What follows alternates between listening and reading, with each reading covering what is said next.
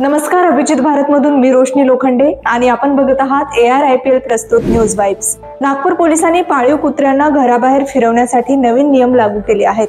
आता मालकांना त्यांच्या कुत्र्यांच्या तोंडावर जाळी लावणे बंधनकारक असेल, तसेच कुत्र्यांच्या गळ्यातील पट्ट्यावर मालकाचे नाव आणि पत्ता लिहिणे देखील आवश्यक राहणार आहे। नागरिकांना होणारी गैरसोय टाळण्यासाठी हा निर्णय घेण्यात आला आहे।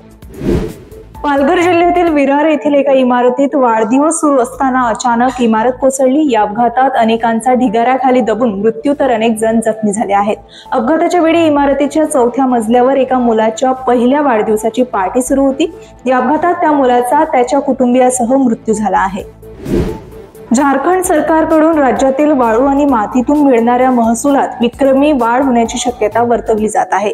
गेल्या आर्थिक वर्षात वाळूपासून मिळणारा महसूल 10 कोटींच्याही खाली होता, मात्र चालू आर्थिक वर्षात हा महसूल तब्बल 2800 कोटींपेक्षा अधिक होण्याचा अंदाज व्यक्त केला जात आहे।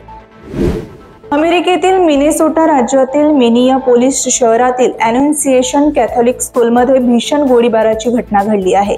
या हल्ल्यात अनेक लोकांचा मृत्यू झाला आहे, तर एकूण 20 लोक जखमी झाले आहेत। सिद्धार्थ मल्होत्रा आणि जान्हवी कपूर पहिल्यांदाच परम सुंदरी या चित्रपटामध्ये ऑन स्क्रीन दिसणार आहे।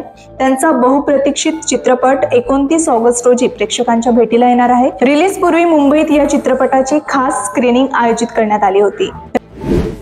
हॉकीचे जादूगर मेजर ध्यानचंद यांच्या जयंतीनिमित्त दरवर्षी 29 ऑगस्टला राष्ट्रीय क्रीडा दिन साजरा केला जातो।